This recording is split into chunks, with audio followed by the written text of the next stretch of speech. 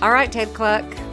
How are you? I'm good. Yeah, I'm good. It's a busy season. Yeah. Everybody says that, but Why is it busy? It's wrapping up. it is a lot of grading to do, and was kind of looking forward to an afternoon of glum, like rainy day grading. I actually like that. Yeah, I know you do. I got a little chair, and I go through all the papers. It's very cinematic. It feels like I'm a teacher in a movie. A little background music happening. Yeah, little background music, little glum music, but.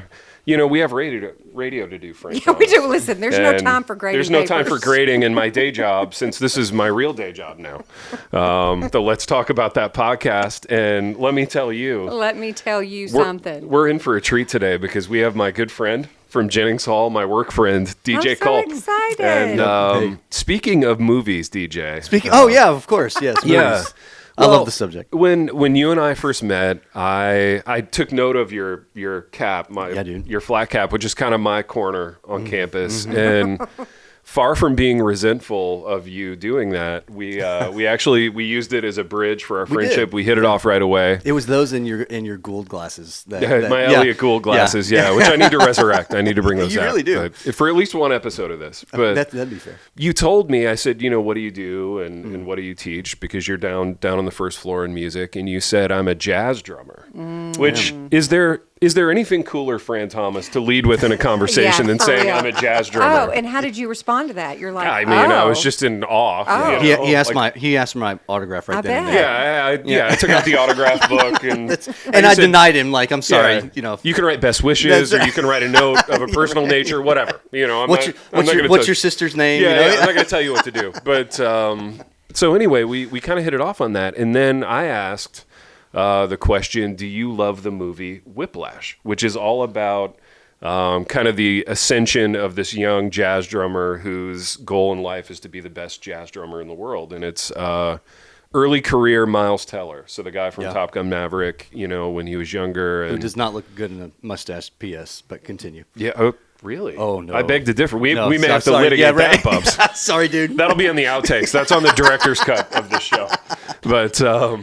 But no, you proceeded to tell me that you hated the movie Whiplash. I hate that movie. And I want you to tell Fran why that is, so that she can decide for herself. I know nothing about the movie. Okay, I know nothing. Set the stage. I will say this, that the way that the movie, the way that it really pushes the music industry is pretty accurate. That it's very cutthroat. That it's extremely dog eat dog.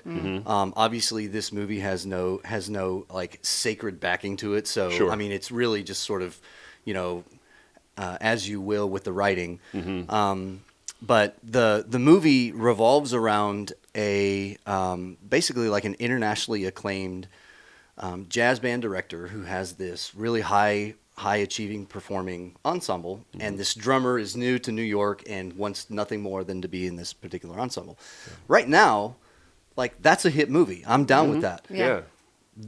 I'm like, where's the conflict I coming know, here? Yeah. So first of all, I know that this is now public domain, but remind me. I'm trying to think of the band director's name. What's his name? He's like Yeah, I can't think of the guy's name, but he plays Peter Parker's boss in the Superman or Spider-Man movies. Yeah, famous actor, older guy.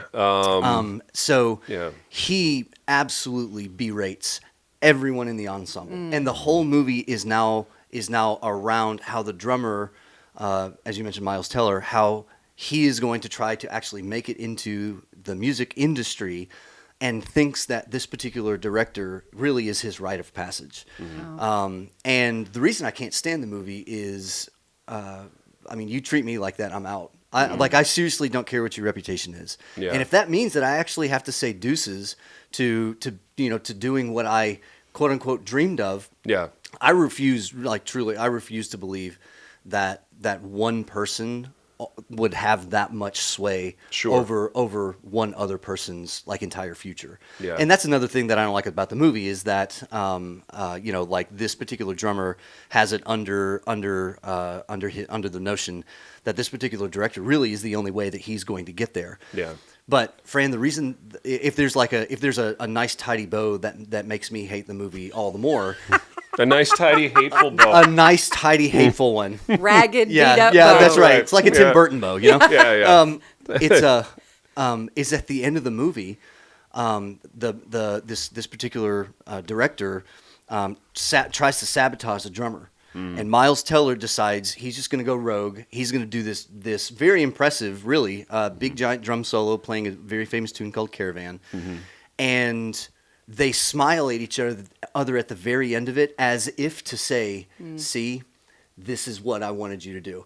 And like I can't stand that negative reinforcement at that level. Yes. Will actually create positive outcomes. I can't get there. Yeah. Yeah, it was one of those, like, does the end justify the means It's exactly movies. right. Yeah. And to me, it kind of turned into a sports movie in the third act, where you get the training montage, and then you get Miles Teller, like, That's leveling right. up. Yeah. And, That's a good metaphor. Yeah, I hadn't thought about that. And so I enjoyed it as somebody who was heavily invested in sports and then Right. later in writing.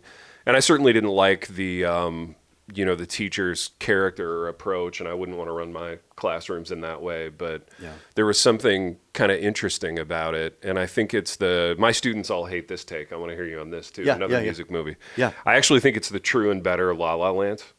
Because our students are all like very enamored with La La Land. Yeah. Damien Chazelle's haven't next seen movie that one either. After Whiplash. I like Fran, La you La- haven't seen La La Land? Yeah, right. Well, I started it. Well, Do we need to talk about things Fran knows? For real. Yeah. Y'all carry on. I'm I kidding. saw it on a plane and I fell asleep. Yeah. So I just attribute it to the fact that I was tired and I was on a plane. Sure. Yeah, Yeah. yeah. Yeah. Yeah, it was the airplane. It was the altitude. Yeah, let's go with that. Well, what do you think about La La Land? Do you have feelings about that movie? Yeah, As a I musician? actually I love La La Land up until the point where the dream sequence, the montage dream sequence yes. at the very end comes back to reality. Okay. Because to me, I would have preferred, and I really thought this was going to happen, that that last eighth of the movie, where that dream sequence rolls back, they see all of their life, spinning as if it had gone the right way. I Yes. thought the movie was going to end in that reality. Yeah. And I thought I was like, dude, this is awesome. I can't wait. Yeah. And then we come back into reality, and I'm like, oh no, you can't bail on that. So that's the only reason why I don't like it. Dude, so you're a music teacher now. You teach here at Union. You're on the faculty. I know you still perform and you still play, which I think is great and foundational, really, to what both of us do. And that we were practitioners before we were teachers. And I think still practicing the craft is important because it brings a lot of juice and a lot of kind of interest to your classrooms. And now, so for you, talk about your relationship with music, like growing up, what you wanted to do, what was aspirational, and then talk about like your approach to teaching it in the classroom as compared to what we see in Whiplash. Okay. So, okay. I do the opposite of what is done in Whiplash. I've been in your band room, by the way. Yes, do you you remember have. my Yes, cameo appearance? I in your do. band room? Yeah, Very film noirish. Yeah. But you actually accused me of a wrongdoing that I had not actually done. I So, did. Yeah. I accused DJ of stealing my gold. I have a gold cane. Y'all's relationship is so Oh, it's interesting. layers deep. It- Yeah. yes. Like- Yeah. There's I so much love going I on here. love Ted. Okay, because Yeah. that was my next question. Do you even like one another? I love. we do. Okay. Of course we do. All right. So Ted, before I Yeah. answer your question, Yeah, can I tell you this, Fran? Yes. So, and this, like, I guess I'll kind of blend this with my background. Sure, So I'm a pastor's kid. Okay. And my dad was at Southern Seminary. So I grew up Southern Baptist. Whoop-de-doo. But I grew up in the Southern Baptist church, where I grew up, like, my dad attended Southern during the initial conservative resurgence, like this enormous national, like on a national scale issue. And so, Dad had his side and he talked about other sides. I remember growing up with those stories. And I actually never thought that I would be teaching at a Christian institution. And I think, like, just be full disclosure, I had in my head that the majority of professors at Union were going to basically be, if like, just kind of displaced pastors of days gone by. And my style as a professor is not the jacket tie. It's just not me. And I learned that early on. But when I saw Ted walking across campus one day, you had your fedora on, you had the Elliott Gould glasses, and it was just a breath of fresh air to know that personality and spirituality are not actually separate. They don't have to be divorced. Right. And I actually, like, I don't know if I've ever told you this, dude, but like at that point in time, I was like, I want to hang out with this man. I want to get to know him because there's something awesome that he's just so willing to be himself at all levels. I can totally tell it. So Well, I appreciate it. yeah. And then you hung out with me. And then I hung out with you. Yeah, right. Yeah. Disappointed. What have I done? I can't get out of this relationship now. Yeah, exactly. Exactly. So, my formative years, my dad was a pastor, and actually my mom was my elementary music teacher. Oh, wow. I'm one of these kids where I loved that. It wasn't weird for me, possibly because she wasn't like my classroom teacher, you know. So music was always fun. I was always good at it. Yeah. But I often have thought in the last 8 years, like what was really the spark of me wanting to do this? And I don't know if either of you are familiar with an old like 1940s, 1950s, like Abbott and Costello era, but musician. He was like a comedic musician by the name of Spike Jones. Yeah. Okay, you know the name Spike Jones? Well, I know a music video director named Spike Jones. No, not that guy. Not that no, guy. not Different that guy. guy. Yeah, different guy. So Spike Jones was a comic that had like a professional performing group, and they would have like he would have basically the equivalent of again like a comedy bit, just called the Spike Jones Show. And my grandpa, who served in World War II, anytime that we would go over to his house, there were two videos that I wanted to watch all the time. One was Abbott and Costello, and the other one was Spike Jones. And there's a video of Spike Jones doing a drum solo with the trumpet player, and I was enamored. Since like there was something just addictive. There was something that drew me in that the drums have always had. And so my mom. I had that musical backing. Music was in the house all the time. I played piano. I did that whole deal. Yeah. So, like, growing up that way, music was always just a part of my life. And the older that I got, specifically in high school, and Ted, with your background in athletics, you'll appreciate this. I was willing to do whatever I needed to do to be on the baseball team. My freshman year of high school, but I was also very successful in the band area. Right. And during the spring season, like band really does ramp up. And that's also when baseball preseason is. So my coach told me, if you're late for practice on any occasion for any reason, you got to run a mile. So here's what I would do: I would go to practice, and I'd walk up to I'd be at band, and I'd go to baseball practice, and I'd walk up to my coach and say, Do you want your mile now or later? And depending on what mood he was in, what we were doing, he would say, go ahead and do it now, or let's just jump in. You can do it later. So one day he just got fed up with it, and he said, DJ, you're going to have to choose band or baseball. Oh, wow. Oh man. And I looky did. There. And I did. There's the Dude, story. let's do 30 seconds on baseball. What kind of player were you? What was your play style? Were you a power hitter, get on base guy? So in rec league, I was a power hitter. I always loved pitcher. Steroid era, little Anadrol 50. That's right. Yeah. In the bloodstream. That's right. Kidding. Yeah. Yeah. I've seen him high school pictures. He looks like Mark McGuire. The forearms. Late Mark McGuire. Right. No, but my favorite position to play all time was second base, and I never got to play it because I grew fast. Oh yeah. And I had the long legs, and so I was always out in the outfield. Sure. Yeah. But that ended pretty quick after, like, freshman year of high school was my last one. Dude, the funnest thing to do in college with my buddies was to like take a bag of baseballs out to like an empty field and play home run derby. We should go play home run derby sometime. That'd be fun, dude. Yeah, I haven't swung a bat in a while. Yeah, I haven't either. Yeah. It's been a while for me too, but that would be super fun. So now you're union. Yeah. You're in the classroom. You're shaping young musicians, and so for me, I guess the thing back to Whiplash that I both love and hate about it was I admired his obsession with greatness and his obsession with like I want to wring every last bit of like productivity that I can out of my talent. Right. And so I have young writers in the classroom, you have young musicians. How do you like thread that needle of I want to push them, I want to get the most out of them, but I want to do it with love and kindness and joy?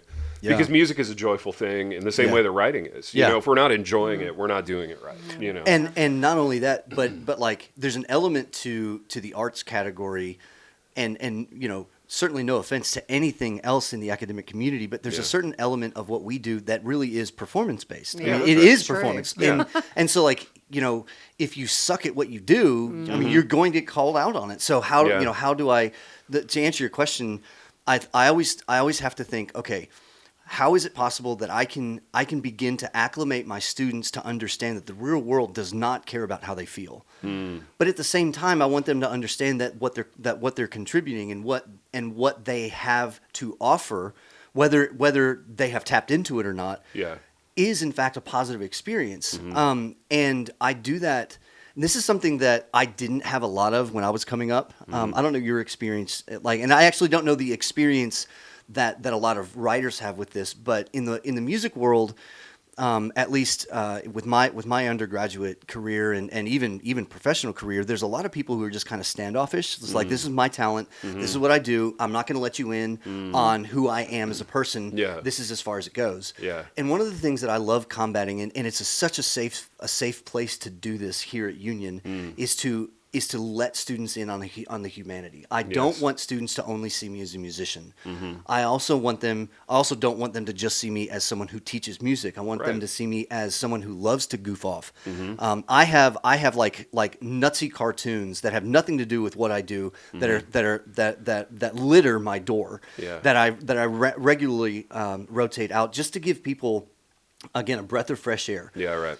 But I also want them to see me as a dad. And I also want them to see me as a husband. And I also want them to understand, where I'm coming from as a Christian who oftentimes, like, if you were to say, so, DJ, how would you say that you as a music educator relates to Scripture? That's going to be a hard conversation because there is no such thing as music ed in Scripture, right? Yeah. I mean, you could like stretch some arguments for it, but I've had to figure out, how do I weave what is really just really a career field, and nothing more. How do I weave that into the Christian the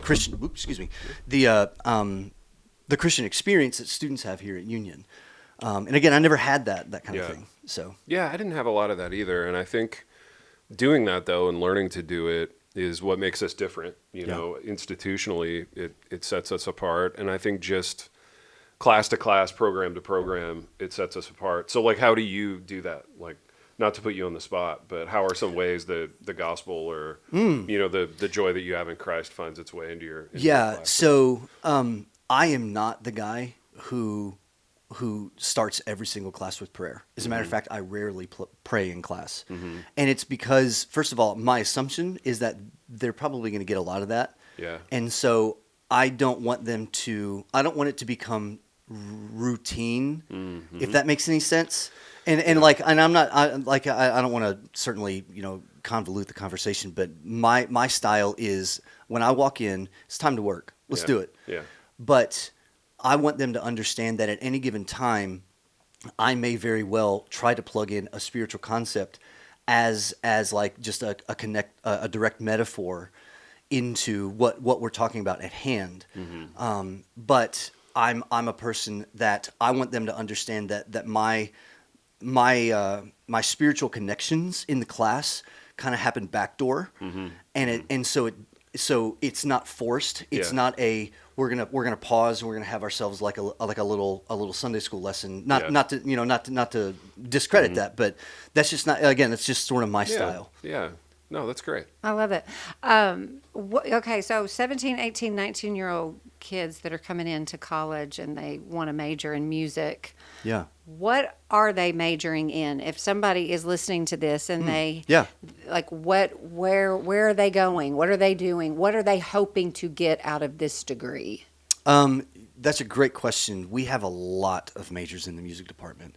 My area is music education.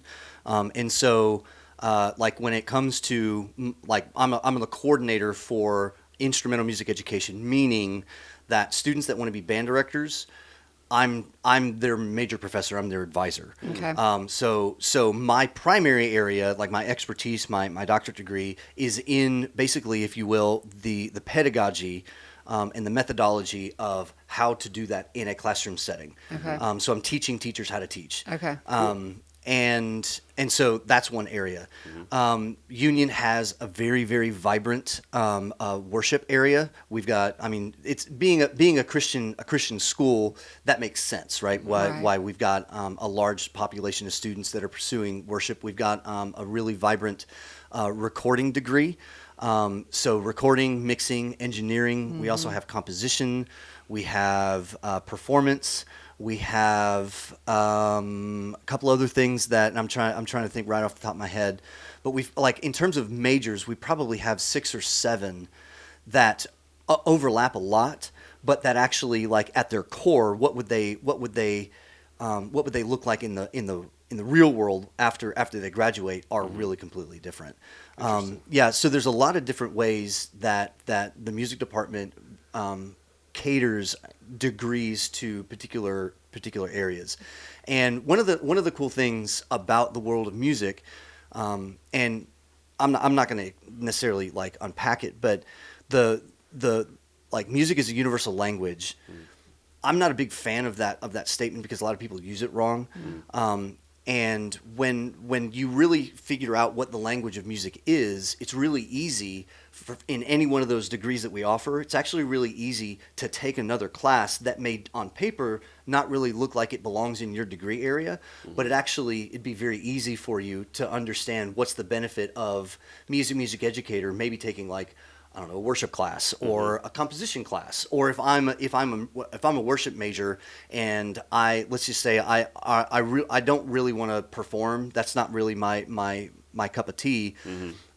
But is there any value in it? Well, absolutely there is. And so once you really kind of establish what is this language that music really is, we have just a litany of classes that would very much bolster and refine and round out any particular major. All right, so you're a band guy. I'm a band guy. I want to try a third movie on brand. Okay, cool. Yeah. Mr. Holland's Opus. Are you in or are you out? Where are you out on it? Dude, that's old school, Yeah, man. a great band movie. It is a great band movie. Yeah. Have you seen it, Frank? Never seen that one either. Have you not really? Richard Dreyfuss. Richard Dreyfuss as a band director. Clearly, Yeah. I have homework, and Yeah. I've got some movies to watch. So Mr. Holland's Opus is, I would have to say, is probably the most famous like music education, like cinematic movie. I feel like I can see it in my head. Like, Yeah, you've probably what seen year? it. When would this have come Gosh, out? late 90s? Yeah, I was gonna say, 90s, it mid has to to late be the 90s. Mid to late Yeah. 90s. Yes. Yeah. Okay. So I was last chair saxophone at I was- Blackford High School. I was first chair clarinet. You're First welcome. chair. Look High at achievement. that. Yeah. Yeah, You're Fran. welcome. You're welcome. I So conduct the symphonic band. I'll be calling on you.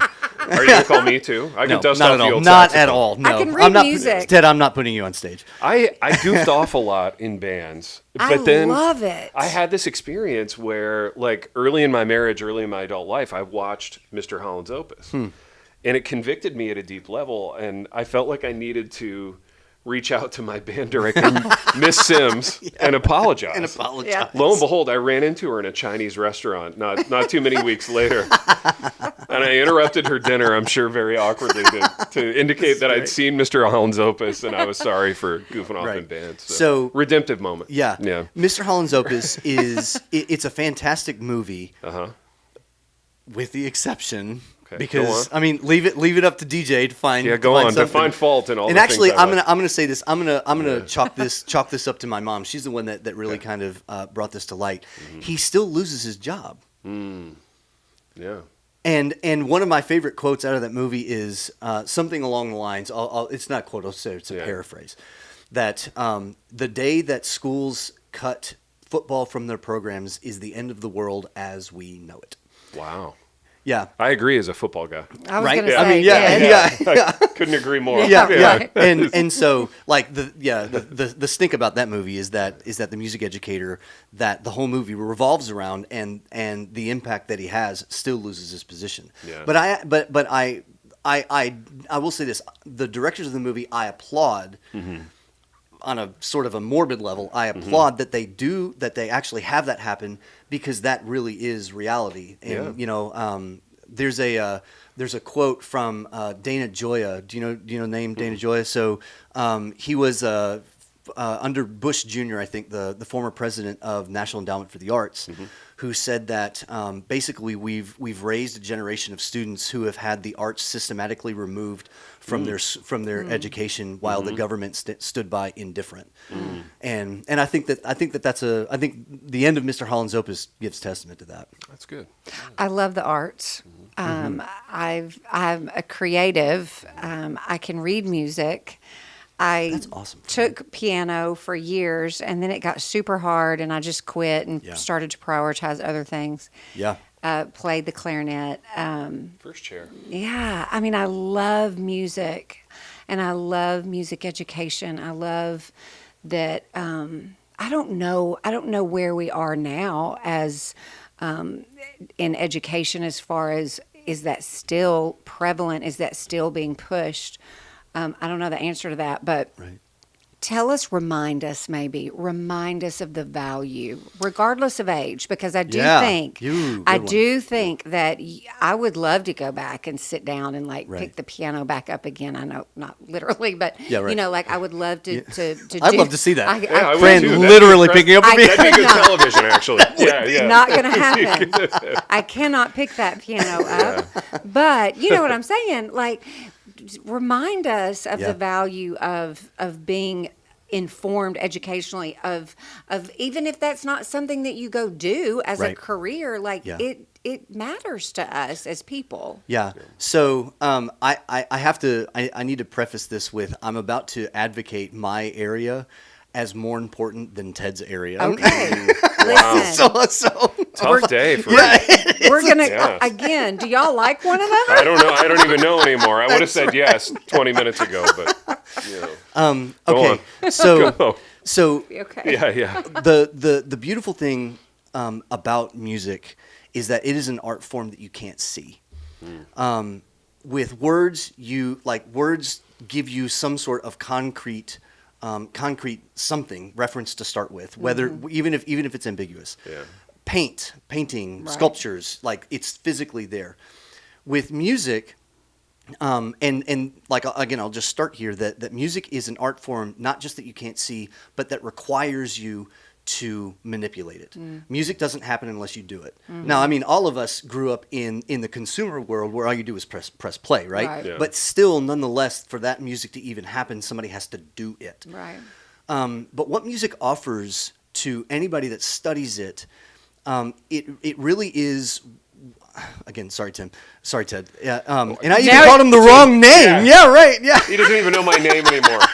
So great. Yeah, right. I think, Scott, we can just cut the camera now. I'm kidding. We're digressing big time. Yeah, dude. we I'm are. sorry, man. Yeah. I'm Ted so Cluck. Ted- Really good to meet Ted- you. Ted I was that guy you saw from across That's campus right. and I didn't notice you because of the glasses. said that you wanted to meet all those months ago, but no, listen, I cut you off. You're in the middle of Yeah, right, insulting yeah. the very essence of what I do for a living. So Yeah. go on. So yeah. it's one of the only areas that that really it gets a person actively operating in such a comprehensive way.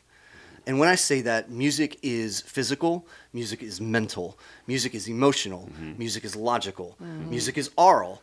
And it's not like you can look at any one of those particular categories in isolation, but when you do that, you actually lessen it because you're taking away those other properties that music has. And specifically from the lens of public education, when we, and this does go, I'll include Mr. Ted Cluck here. His name is His name is Ted. not Yeah, Tim. Yeah, thanks, guys. I will include Ted. Ted. I'll include Ted. Fran, what's happening? Yeah. Back into the conversation. Yeah. That the arts in general to public education teaches kids how they operate, who they are at so much a deeper of a Yeah. level. Because again, it speaks and reaches to the I'm going to make up a word here, comprehensivity, right? The comprehensiveness of the human person. Yeah.